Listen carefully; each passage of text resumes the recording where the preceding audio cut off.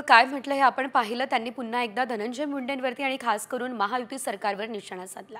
उपमुख्यमंत्री अजित पवार यांनी अन्न आणि नागरी पुरवठा मंत्री धनंजय मुंडेंच्या राजीनाम्याची मागणी फेटाळली आणि त्यानंतर मात्र पवार गटाचे नेते संदीप क्षीरसागर हे आक्रमक झाले. वाल्मिक करार जसा धनंजय मुंडेंचा खास आहे तसं धनंजय मुंडे देवेंद्र फडणवीस आणि अजित पवार यांचे खास आहे.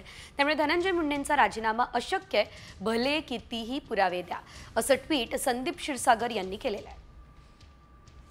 दरम्यान आता आमदार संदीप क्षीरसागर यांनी ट्विट काय केलेले आहे ते देखील आपण बघूयात.